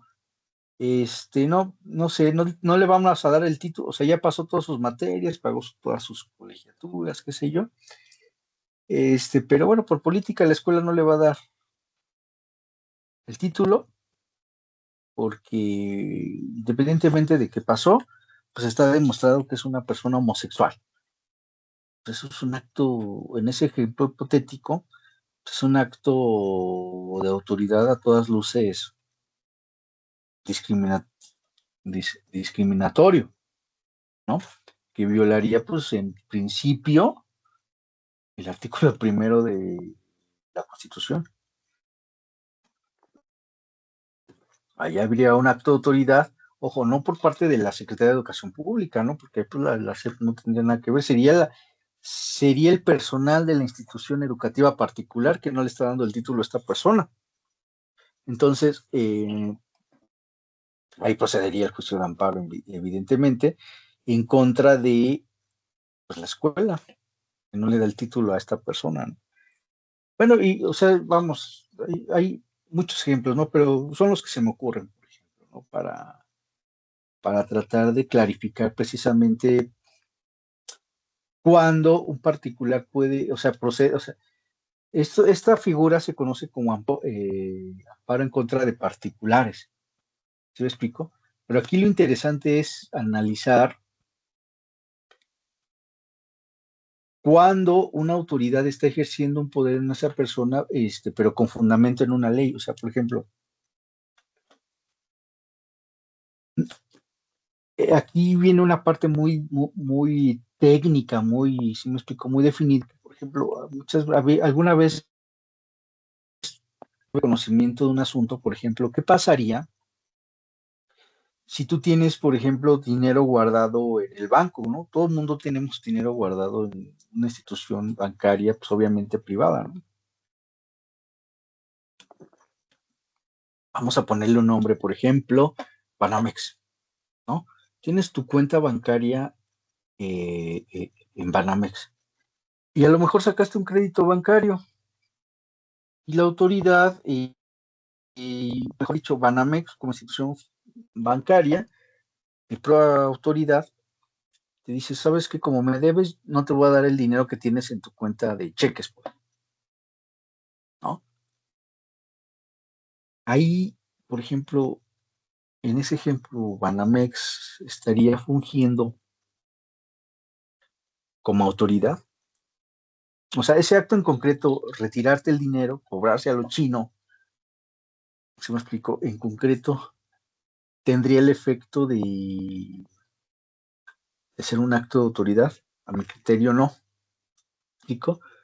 A mi criterio, este sería un asunto pues, entre particulares, ojo, porque ¿qué es lo que da o sea, aquí habría que analizar qué es lo que le da a Banamex esa facultad de poder congelarte o quitarte ese dinero. TikTok, que lo analice, ¿no? En concreto sería un contrato, por ejemplo, de contrato bancario, ¿sí me explico? De prestación de servicios. Eh, Obviamente este contrato de prestación de servicios no tiene, o sea, esta relación contractual no tiene un origen jurídico en la ley en concreto, ¿sí me explico? En una ley objetiva, sino en la manifestación de la voluntad de ambas partes. Entonces, a mi entender, en este supuesto hipotético, pues no procedería el juicio de amparo. O sea, ahí la autoridad sí ejerció un acto de autoridad, pero no confundamos, o sea, no porque la ley se le hubiera otorgado, ¿sí me explico? Sino que esa relación derivó de un contrato de prestación de servicios, por decirlo de alguna manera, y entonces al tener el dinero, Banamex actuó de forma arbitraria, ¿no? En este caso, bueno, y pues obviamente ahí no procede, no, o sea, te desecharía, o sea, eso no sería un ejemplo, un amparo contra leyes, ¿no? O sea, ahí tendrías que demandarlo pues por otra vía, en este caso sería la materia civil, por ejemplo, ¿no? O mercantil, dependiendo. Entonces, volvemos aquí lo interesante es, y aquí la ley y la fracción, el párrafo segundo, la fracción segunda del artículo quinto es muy claro, es por efectos de esta ley dice, las y los particulares tendrán la calidad de autoridad responsable cuando realicen actos equivalentes a la de la autoridad que afecten derechos en los términos de esta fracción y cuyas funciones estén determinadas por una norma general, o sea, en concreto por una ley, ¿no? En el caso, por ejemplo, de las escuelas particulares que les estoy diciendo, o sea, esas facultades de expedir títulos, de dar clases, son actividades originarias del Estado. ¿Se me explico? Artículo tercero constitucional, ¿sí? Pero ese propio artículo tercero, en determinada fracción, autoriza a los particulares ejercer esa función originaria que es del Estado. ¿Sí me explico? Entonces, ojo, o sea, si una escuela quiere dar clases, se tiene que ajustar a lo que el Estado le establezca. ¿Sí me explico? Entonces, la entrega de documentación, expedición de documentos, etcétera, etcétera, es una función, si me explico, equivalentes a las de la autoridad, pues en este caso sería la SEP, la Secretaría de Educación Pública, ¿sí me explico? Y esas funciones están determinadas en una ley en concreto, ¿sale? Entonces, he ahí lo interesante en el amparo, el amparo contra particulares. Esa es la parte fina. Si me explico, no todo acto de particular necesariamente encuadra eh, para efectos del juicio de amparo. Bien. Continuamos. Dice, la persona tenía, la otra parte, o sea, ya analizamos quejoso. O sea, normalmente el juicio de amparo, si se dan, acuérdense que de acuerdo a la teoría general del proceso, todo litigio, toda problemática pues, se da entre dos contendientes, ¿no? Que normalmente es el actor y el demandado, ¿no? Normalmente son esos dos, ¿no? El equivalente en el juicio de amparo, pues el actor, ¿quién va a ser? Fracción primera del artículo 5, el quejoso. El demandado, el equivalente en el juicio de amparo sería la autoridad que violó derechos humanos, ¿ok? Y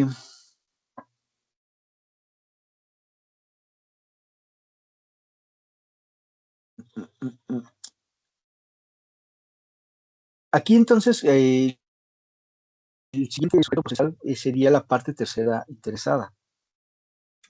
La parte tercera interesada, pues prácticamente vendría siendo la parte, por decirlo de alguna manera, coadyuvante de la autoridad responsable que ya analizamos. Obviamente es la persona que eventualmente se ve beneficiada con la emisión del acto de autoridad. Yo me explico, o sea, obviamente la parte tercera interesada es quien va a buscar o va a tener el interés pues, de que el acto de autoridad subsista, ¿vale? Entonces, mmm, dice la fracción tercera del artículo 5 de la ley de amparo. La persona va a tener, persona tercera interesada, va a tener el tal carácter, inciso A, dice, la persona que haya gestionado el acto reclamado, o sea, que lo provocó, o tenga el interés jurídico en que subsista, ¿vale? Creo que es muy claro, o sea, vamos a pensar, se me ocurre, ¿qué les gusta? A ver, a manera de ejemplo, mmm, vamos a pensar que una persona gestiona, ¿qué les gusta? Ya sé, un ejemplo. A ver, vamos a pensar que yo vivo, ¿qué les gusta? Pues en una zona en donde hay mucha fauna, mucha flora, fauna, y bueno, pues obviamente el medio ambiente está súper relacionado, ¿no? Entonces, viene particular, vamos a pensar una empresa interesada en poner, ¿qué les gusta? No sé, una fábrica o parque de diversiones, qué sé yo. Quiere venir a poner algo, ¿no? Entonces, para poner su negocio, el que guste, gestiona ante diversas autoridades el que les permita poner, no sé, un juego de diversiones, ¿no? Tipo, para no dar nombre, ¿no? Un. Entonces, obviamente, bueno, ahí, ¿quién fue la persona que gestionó pues, esta empresa, ¿no? Que está buscando poner vamos a poner un ejemplo, Six Flags, ¿no? Eh, logra obtener los permisos, etcétera, etcétera. Y entonces, bueno, pues obviamente al hacer este parque de diversiones, pues está afectando la flora, la fauna, etcétera, ¿no? Está afectando el medio ambiente. ¿Ok? Entonces, pues, obviamente, si bien es cierto, hay un acto de autoridad que está. ¿Cuál sería el acto de autoridad en este ejemplo que les estoy poniendo? El permiso, ¿no? De poner el parque de diversiones en este lugar. Ahí, por ejemplo, yo en mi caso, bien, para ir relacionando todos estos conceptos que venimos analizando, El acto de autoridad es el permiso a la empresa de poner ahí este parque de diversiones, ¿no? Eh, yo vivo ahí directamente, o sea, directamente, pues este acto de autoridad no tiene nada que ver conmigo, si se dan cuenta. Lo gestionó Six Flags, por decir algo, ¿no? Pues, bueno. Y directamente, si se dan cuenta, pues no me está afectando, no hay una afectación directa en mi persona. Que repito, o sea, toda esta gestión no tuvo nada que ver conmigo, yo no participé. ¿Sí me explico? Ahí, ¿qué tipo de interés? O sea, por lo tanto, al no tener nada que ver con ser toda autoridad, pues no tendría yo eventualmente interés jurídico. Sin embargo, por ser residente de ese ámbito espacial en concreto,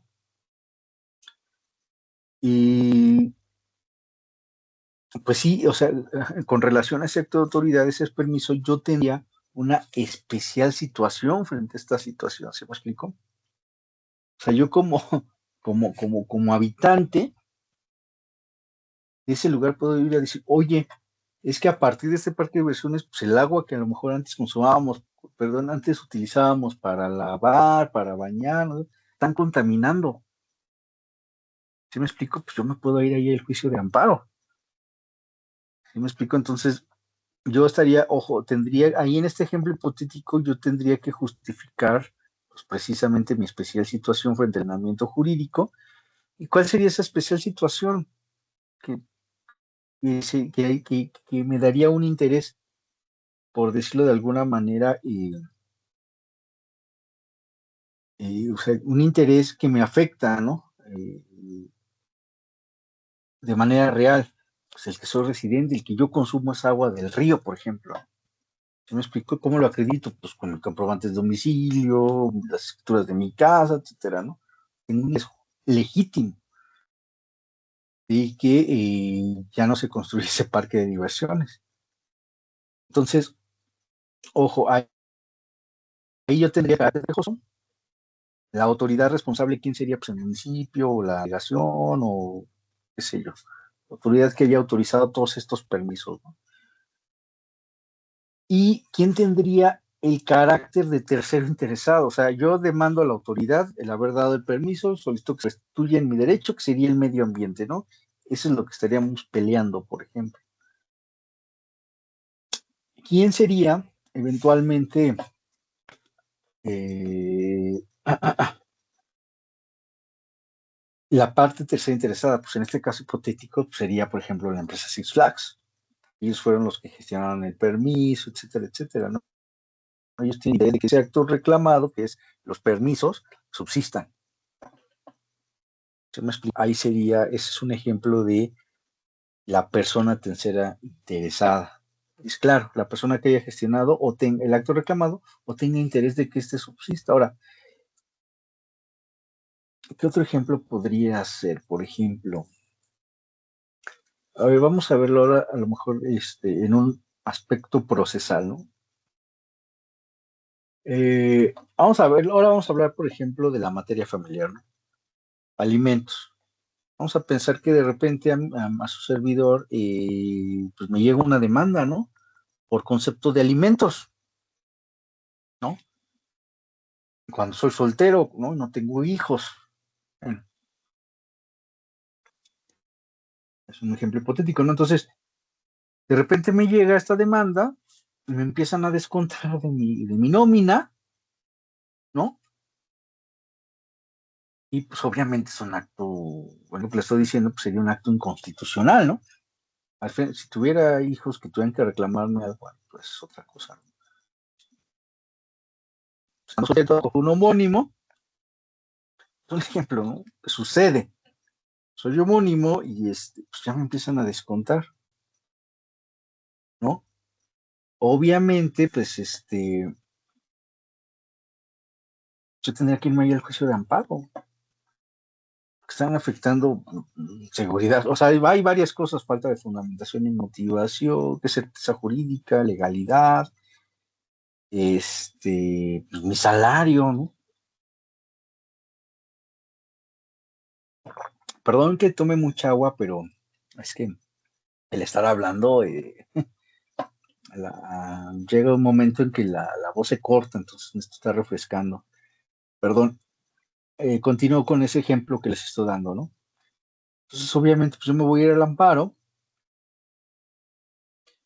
¿Y quién tendría por interés en que subsista? Pues la persona que gestionó que la autoridad me descontara, ¿no? Que yo ni la conozco, ¿no? Bueno, pues son peras o son manzanas, pues eso, en lo que se dilucida esa parte, pues aquí podría ser un ejemplo, ¿no? El tercero interesado va a ser la persona que gestionó ante el juez familiar que se me hiciera un descuento, ¿no? Entonces, bueno, pues ahí vamos a pensar que sí tengo esa obligación, ¿no? Pues mis hijos o mi esposa, la cónyuge, qué sé yo. Me explico, o sea, me voy al amparo por decir, oye, o sea, sí, está bien, pues, que tengas que decretar alimentos, etcétera, etcétera, pero tenés tu obligación fundar y motivar.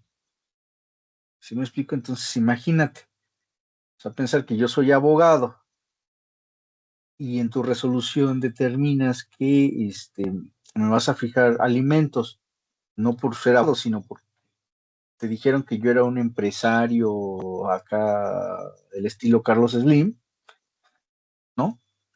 Pues obviamente ahí habría un tema, ¿no? O sea, no estás fundando y motivando, o sea, vamos, o sea, a lo mejor me estoy yendo a los extremos, ¿no? Pero para más o menos ustedes les quede la idea, ¿no? Obviamente, pues hay quien va a gestionar que subsiste el acto reclamado o quien tiene interés en que se me siga descontando, pues va a ser mi esposa o mi hijo, ¿no? Entonces, ojo, o sea, si bien es cierto, la bronca es entre yo quejoso y autoridad responsable, y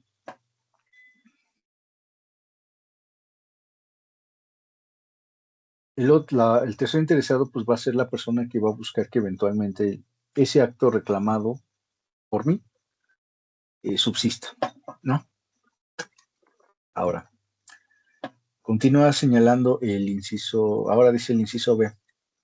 La contraparte de la quejosa, que es el ejemplo que le estaba dando, cuando el acto reclamado emane de un juicio o una controversia de orden judicial, administrativo, agrario del trabajo, tratándose de una persona extraña al procedimiento, eso es algo interesante, que tenga interés contrario al de la parte quejosa. A ver, esto es interesante porque, a ver, vamos a pensar, es un ejemplo hipotético, ¿no?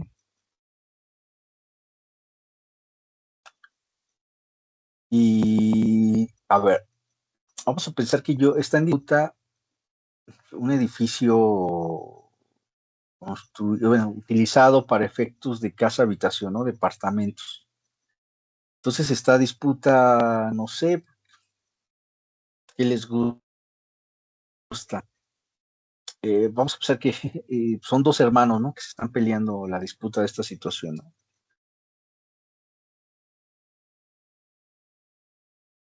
Y bueno, pues eventualmente, obviamente, pues estaba dedicado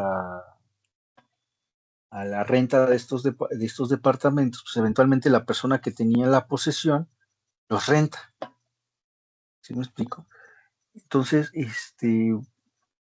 pues la persona que tiene la posesión eventualmente se me ocurre, pierde el asunto y se declara judicialmente la propiedad de posesión legítima de la persona que no tenía la posesión previamente, ¿no? Que no celebró esos contratos de arrendamiento con las personas que viven. Y entonces, de repente, o sea, vamos a pensar que esa persona que vive, yo sé que yo ni la debo ni la tengo, o sea, yo pago pues, en buena lid mi renta, ¿sí me explico? Y de repente llegan, que ahorita llegaran de la nada, y oye, pues te tienes que salir. Y yo así como que, ¿por qué, no? O sea, obviamente yo, ahí en ese ejemplo hipotético, yo soy una persona extraña al juicio, ¿sí me explico? Entonces, y yo me podría ir a lo mejor ahí el amparo, se me ocurre, para que es un ejemplo, ¿no? Perdón, Dentro de ese procedimiento, bueno, pues la otra persona es un ejemplo, para que les quede claro, ¿no? Ahí es lo que les quiero decir, ahí yo soy una persona eh, tercera extraña al procedimiento, entonces obviamente a lo mejor, pues como aquí la persona que me renta, pues, me cae bien, ¿sí me explico? Pues yo voy a hacer votos porque aunque sea extraño a juicio, pues yo voy a hacer votos para que él se lo den, ¿sí me explico? Entonces, por eso dice, tratándose de una persona extraña al procedimiento, la que tenga interés contrario al de la persona quejosa. Eso podría ser un ejemplo.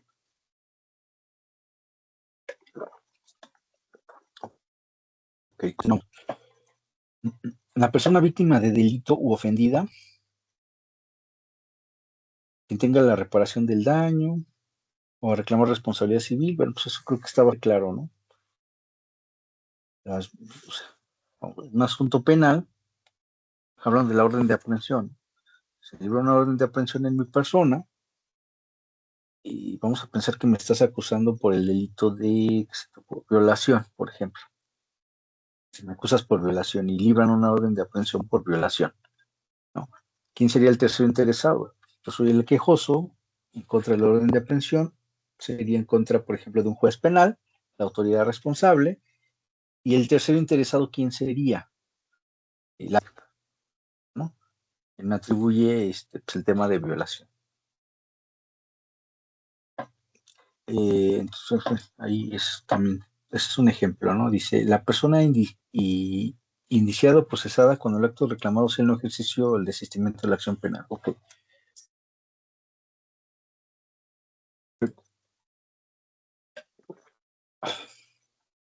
A ver, y en materia penal, por lógica, o sea, cuando el Ministerio Público decreta un no ejercicio, está diciendo, ¿qué significa el no ejercer la acción penal? Pues, está diciendo el Ministerio Público, desde mi punto de vista como órgano persecutor de delitos, yo llevé a cabo la investigación exhaustiva y advierto que la persona a quien está denunciando, querellando, de acuerdo a mi investigación, pues no cometió un delito. Entonces, un no ejercicio significa es no voy a trascender este asunto al ámbito judicial. ¿Qué me explico? No voy a ir ante el juez a solicitar que se le imponga una pena a esta persona porque para mí él no cometió un delito.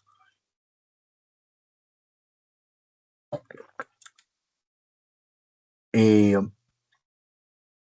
bueno, obviamente, el mismo ejemplo de violación, ¿no? O sea, vamos a pensar que el Ministerio Público dice, no, pues Adrián, no, no encuadras en violación, violaste a esta persona. El no ejercicio de la acción penal, ¿a quién beneficia? A mí, obviamente, ¿no?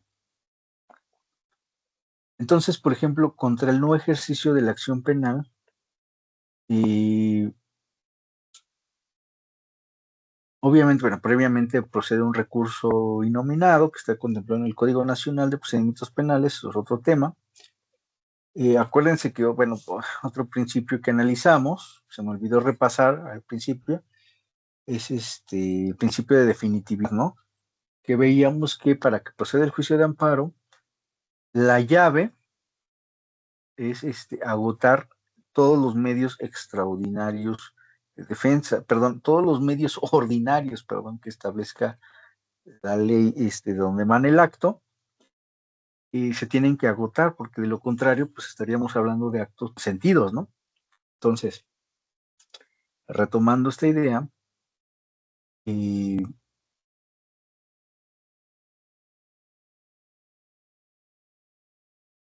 eh, obviamente, bueno, previo a esa situación tendríamos que agotar el recurso innominado que establece el 258 del Código Nacional de Procedimientos Penales, no va a abundar en eso, es otro tema, pero una vez esta situación, bueno, entonces ya procedería el juicio de amparo como medio extraordinario de defensa, ¿no? Y obviamente, pues, por lógica, si el ejercicio de la acción penal me beneficia a mi imputado, pues eventualmente a quién afectaría, la jurídica, a la víctima, ¿no? Entonces, en ese asunto donde es un ejercicio de la acción penal, eh, el quejoso, ¿quién sería la víctima? Ahí se inventarían los papeles. El quejoso sería la víctima, la autoridad responsable sería el Ministerio Público o el juez, el Ministerio Público y el juez, obviamente, ¿no? Que ratificó esa situación serían las autoridades responsables. ¿Y quién sería el interesado en que subsista ese acto reclamado? Pues yo en mi carácter de quejoso, ¿no? Perdón, de estar interesado, yo en mi carácter de indiciado, mejor dicho. Entonces, bueno, y ahí se invertirían los papeles, ¿no? Por ejemplo. Ahora dice,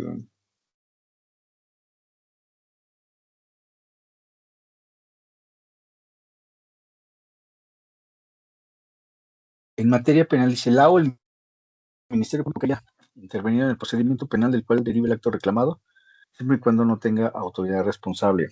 A ver, también ese es un tema bastante interesante porque, o sea, si el bien es cierto, el Ministerio Público tiene dos características vamos, dentro de su función estatal, dentro de su función pública. ¿Cuáles son? A ver, es autoridad, pero a veces es parte. Es autoridad cuando le toca investigar, perseguir, procurar delitos. ¿Ok? Y bueno, el hecho de investigar delitos y perseguirlos, la ley no lo faculta para eventualmente, mm, ¿cómo se llama? Eventualmente pueda imponer una pena, ¿no? El artículo 21 constitucional, bueno, ahí hace una clara división de funciones. La pena pues, la va a poner un órgano jurisdiccional, ¿no? Concretamente, pues tendría que ser a un juez penal, ¿no? No puede ser un juez civil o un familiar, por ejemplo. Entonces, dentro de la investigación, el Ministerio Público obviamente es autoridad, pero cuando él ya está convencido de que la persona cometió el delito, entonces, en términos del 21 constitucional, como él no puede poner una pena, tiene que acudir ante el órgano de Estado encargado de declarar para empezar esta situación y como consecuencia, o sea, declarar que hay delito y como consecuencia necesaria, eh, la imposición de una pena, ¿no? El delito de que se trata. Entonces, eh, bueno, pues obviamente cuando acude ante el juez penal, pues ya ahí está fungiendo como parte, ¿no? Lo que le decíamos, de acuerdo a la teoría general del proceso, pues él sería actor, la parte actora, o sea, el equivalente a la parte actora dentro del procedimiento penal, y el demandado, el equivalente en el procedimiento penal, pues es el imputado, ¿no? Entonces, obviamente ahí el Ministerio Público dice el Ministerio Público que haya intervenido en el procedimiento penal, ¿ok? O sea, vamos a pensar que en el mismo ejemplo de la orden de aprehensión por violación que les comentaba hace rato, ¿no? La víctima va a tener ahí el carácter de tercero interesado, pero también lo va a tener el Ministerio Público que gestionó la eventual, el eventual libramiento de orden de aprehensión. Pues ahí habría dos, en ese caso en específico habría dos terceros interesados, víctima, por un lado, y Ministerio Público que solicitó que gestionó esa orden de aprehensión. ¿Ok?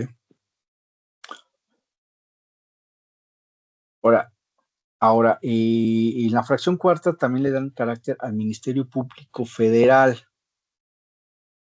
¿no? En todos los juicios donde pueden poner recursos y los existentes cuando en el amparo penales, cuando se reclaman resoluciones de tribunales locales, independientemente de las obligaciones que la misma ley precisa para procurar la pronta y expedita administración de justicia.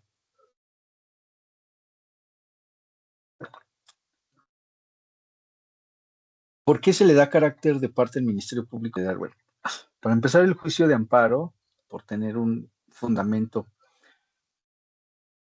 en la Constitución Federal, pues es del orden federal. Es así que la competencia de esta situación está encomendada a los tribunales del Poder Judicial de la Federación. Entonces, obviamente por ser un procedimiento del índole federal, eh, pues le compete, o sea, el Ministerio Público aquí eventualmente va a fungir como representante de la ciudad. ¿Sí me explico? O sea, aquí él va a velar por la sociedad. Esa sería pues precisamente su naturaleza jurídica, ¿sí me explico? O sea, en la práctica pues es raramente se apersonan los ministerios públicos. Regularmente pues se va a personar en asuntos relevantes, ¿no? Donde tal vez se está hablando de alguna ley o de algo en particular, ¿no? Pero bueno, o sea, obviamente pues se le tiene que dar vista al Ministerio Público Federal con relación a todos los asuntos, ¿no? Para que se pronuncie en el ámbito de su representación social, ¿vale? Bueno,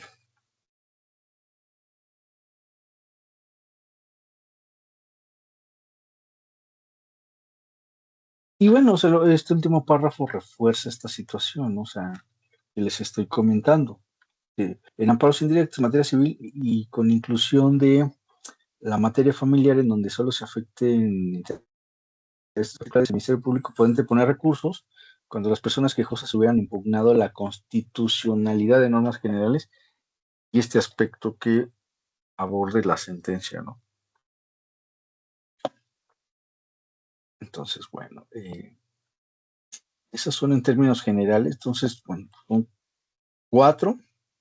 Obviamente, de aquí derivan, o sea, por eso les digo, el juicio de amparo es tan apasionante, tan técnico y tan amplio, que da lugar para muchos, o sea, para muchos son bueno, retomando, ¿no? Son quejoso, autoridad, las partes en el juicio de amparo, perdón, el artículo 5 es quejoso, autoridad responsable, tercero interesado y Ministerio Público Federal, ¿vale? Eh, lo demás, bueno, pues ya es complemento.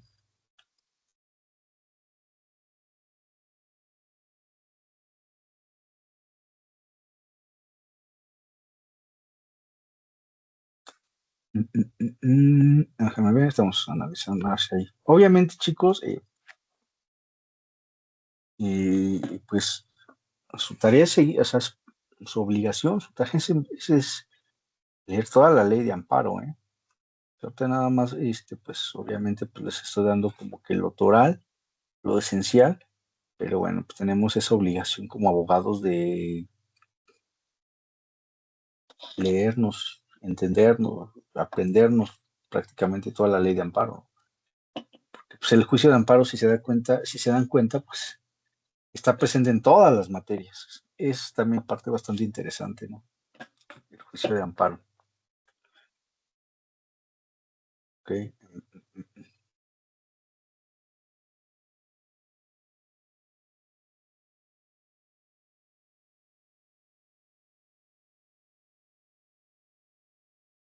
Representante común, bueno,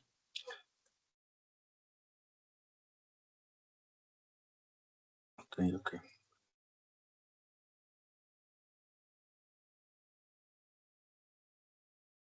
Ahora, otro tema bastante interesante. Nos quedan 15 minutos de clase. Entonces, bueno, vamos a ver. Los plazos es muy importante porque acuérdense que en derecho los plazos son fatales, ¿sí me explico? Y de las leyes, sobre todo en materia de índole procesal, pero si no es que prácticamente todos, o sea, empiezan, hay una frase ahí como sacramental, ¿no? Que nos dice, la presente ley es de orden público, ¿no? ¿Y qué implica, o sea, qué significa cuando alguna ley nos dice, oye, eso, el orden público? Bueno, pues yo siempre le digo a mis alumnos, para entender el orden público, pues primero habría que preguntarnos, hacernos un cuestionamiento a contrario senso, ¿no? ¿Qué es el desorden público? Y el desorden público, pues a fuerza necesita, o sea, lo identificamos con que cada quien haría, o sea, si no hubiera un orden, pues esto se saldría de control, ¿no? Cada quien podría hacer lo que se le da la regalada gana, ¿no?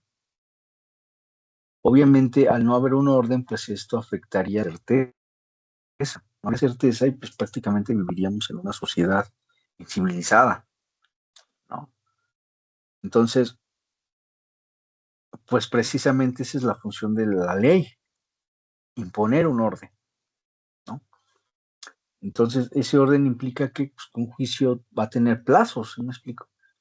Si no se respetaran ese plazo, pues entonces cada quien podría interponer demandas cuando quiera, lo que quiera, y prácticamente esto sería un desorden, ¿no? Juicios interminables, y pues, por ende, eventualmente, esto daría lugar a incerteza jurídica. Entonces, vean aquí la importancia, ¿no? O sea, decir, por ejemplo, hablar de plazos es bastante importante, son fatales, ¿no?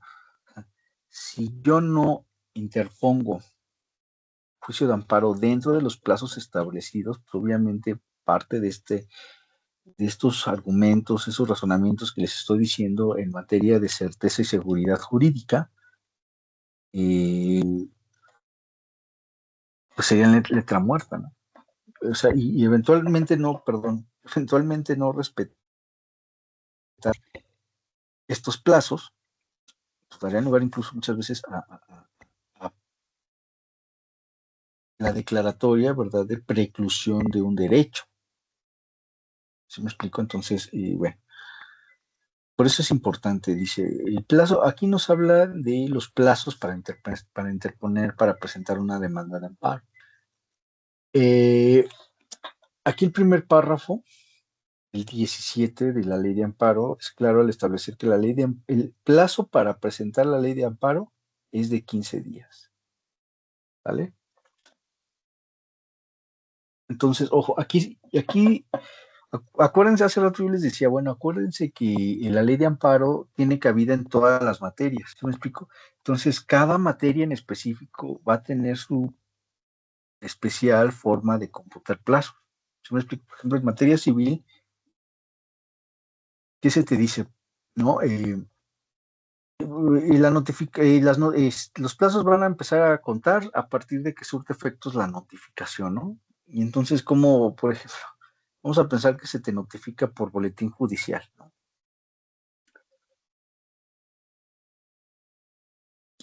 A ver, y vamos a pensar que sale publicada en el boletín judicial el día lunes, ¿sale? Sus efectos hasta el día martes. ¿Sí me explico? Y empiezas a computar en días hábiles. Ojo, aclaro, en materia civil. Entonces, ahí la ley te dice, solamente son hábiles tales días, ¿no? Entonces tienes que contar 15 días hábiles, ¿no? Pero, por ejemplo, en materia, vamos a pensar que vas a interponer una demanda en contra de una ley, ¿no? ¿Cómo empiezas a computar? Pues, tienes que computar a partir de la vigencia de la ley. ¿Me explico? Entonces vamos a pensar que la ley va a tener vigencia a partir de la cera, o sea, sale publicada el domingo y al día siguiente de su publicación, ¿no? Entonces, al día siguiente, el primer día va a ser el lunes. ¿Sí me explico? El lunes, man, tienes que contar 15 días. Entonces, aquí, o sea, ¿cuál es lo interesante? ¿Sí me explico? Y que a fuerza, o sea, dependiendo de la materia, sí tendríamos que analizar en concreto cómo, o sea, cómo se computan los días dependiendo la materia de que se trata. O sea, por ejemplo, en materia penal, pues no es lo mismo, por ejemplo, eh, computar que materia civil. O sea, por ejemplo, en materia penal, vamos a pensar que hoy te notifican el acto que tú consideras violatorio, ¿no? De derechos humanos. Hoy te lo hoy es notificado en ese mismo, o sea, ahí no es que surta efectos ni nada, o sea, el cómputo es hoy te lo notifican y ya mañana son el primer día. ¿Sí me explico? Entonces, ojo, es Importante, ojo, aquí también, o sea, la regla general es de 15 días, pero 15 días contado, repito, dependiendo la materia y lo que establezca la ley de la materia, es lo que va a regir este plazo del cómputo, ¿no? Normalmente suelen ser días hábiles, ¿no? Pero bueno, pues, por ejemplo, en materia, por ejemplo, amparo contra leyes, pues es de momento a momento, o sea, son 15 días, y no es, o sea, ahí sí tienes que contar incluidos sábados y domingos, por ejemplo, ¿no? Pero, por ejemplo, no sé, ¿cómo se llama? Por ejemplo, hay materia civil, familiar, etcétera, penal, en donde es por días hábiles. Entonces, ojo, hay una recomendación muy concreta es que analicen, o sea, pues por eso digo, esa es la parte como que muy técnica, o sea, sí da lugar a muchos pues, candados, ¿no? O sea, ahí la parte técnica es la obligación yo como operador jurídico de conocer necesariamente la materia y establecer concretamente cuáles son, cómo se computa el plazo, ¿no? O sea, porque a manera, por ejemplo, o sea, yo les puedo decir que en algún momento yo interpuse un amparo contra leyes de una autoaplicativa. Como bueno, o sea, ustedes saben que eh, en ese entonces estaba muy enfocado a la materia penal, pues yo como hacía el cómputo. Por ejemplo, salió la norma el día vamos a pensar que salió publicada el día lunes, y yo dije, pues el martes es el primer día. No, ¿sí me explico? O sea, o sea, y de hecho, bueno, yo hice el cómputo, y bueno, para no hacerles el cuento largo, pues me lo desecharon porque no la interpuse dentro del plazo, conté mal. Y el razonamiento era bien claro, o sea, ¿cómo vas a computar una ley cuando entra en vigor? Vamos a pensar que salió publicada el domingo y te dice los transitorios. Esta ley va a entrar en vigor al día siguiente de su publicación. ¿Qué significa esta situación? Que a partir de las 0 horas del día siguiente de su publicación, o sea, si salió publicada el domingo, a partir de las 0 horas del día que sería el siguiente lunes, el día siguiente lunes, a partir de ahí tendrías que empezar a computar. ¿Sí me explico? Entonces ahí es lunes, martes, y empiezas a contar. Eh, como yo computé mal, ¿sí me explico? O sea, era lunes, eh,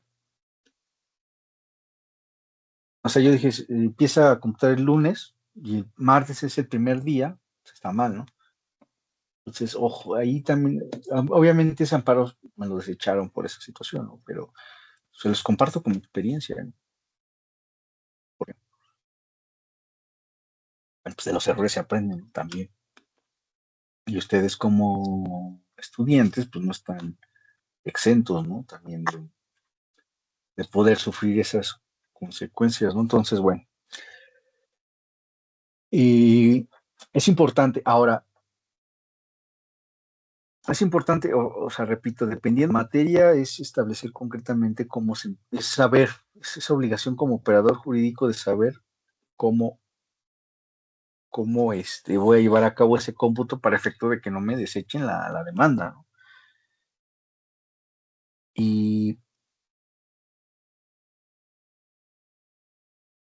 o sea, eso entonces, el plazo de 15 días obviamente es necesariamente a partir, o sea, la clave va a ser el acto que se reclama, ¿no? Y repito, o sea, no es lo mismo un acto u omisión que, ¿cómo se llama? Que una ley, por ejemplo. Ahí va a cambiar el plazo, ¿no? O sea, por ejemplo, una omisión. Normalmente las omisiones, o sea, el no hacer, pues tienen efectos permanentes, ¿no? Entonces, por ejemplo, decir, tienen la obligación de darme, por ejemplo, en materia de derecho de petición.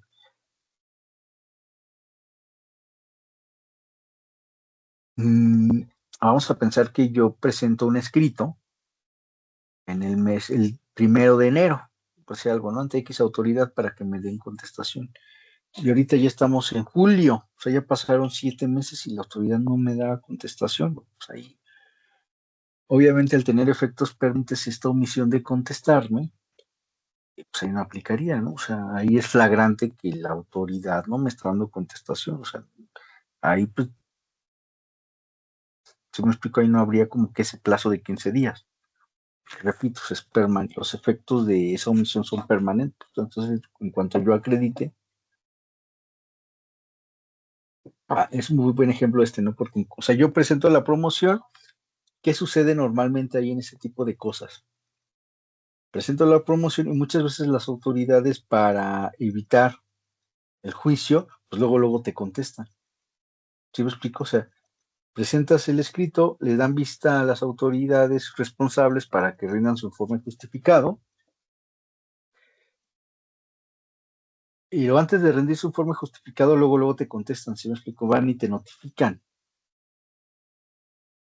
Entonces, por ejemplo, ahí ya hay un nuevo acto de autoridad. ¿Sí me explico? Entonces, ojo, contra este acto de autoridad tendrías, si es violatorio de derechos humanos, obviamente, caso de proceder, tendrías 15 días para irte al juicio de amparo. ¿Sí me explico? Si dejas pasar otros 7 meses, como en el caso del escrito, pues ahí invariablemente ya no va a proceder el juicio de amparo, va a ser extemporáneo. ¿Sí me explico? Entonces, ¿qué es lo que va a regir normalmente? Es la emisión del acto reclamado o de la ley. A partir de ahí, ojo, por regla general son 15 días. Como les digo, todo principio, no hay principio que sea absoluto, ¿sale? Todos los principios por regla general son relativos. Entonces, bueno, estoy viendo que según el nomenclator quedan 2 minutos de clase. Entonces, bueno, hasta aquí le vamos a dejar. Y como les comentaba, chicos, la clase no recuerdo, del 8 de agosto, si las cuentas no me fallan, y no voy a estar con ustedes, pero eventualmente voy a ir a otro video para reponerles esa clase y nos estaríamos viendo hasta la siguiente semana, ¿no? En ese inter voy a tratar de mandarles otro video más para tratar de ir avanzando lo más posible, y entonces ya cuando nos veamos, pues tengan, o sea, le hayamos avanzado lo más que se pueda, ¿no? Y igual comentarles pues que sigo a la orden, para caso de cualquier duda, aclarar, bueno, pues, ustedes tienen mi número de WhatsApp, mi correo electrónico, y si no, bueno, pues a través de, pues, o por medio de las autoridades del plantel, estoy a su disposición para este, pues hacerme las observaciones que gusten realizar. ¿Vale, chicos? Entonces, bueno, pues nuevamente espero que personal haya sido bastante, pues, provechoso, ¿sale? Bueno, pues sin otra cosa más que aclarar, estamos en contacto, chicos, ¿sale? Daríamos por terminado esta clase y nos vemos, pues, así que en la próxima. Chao, que estén bien.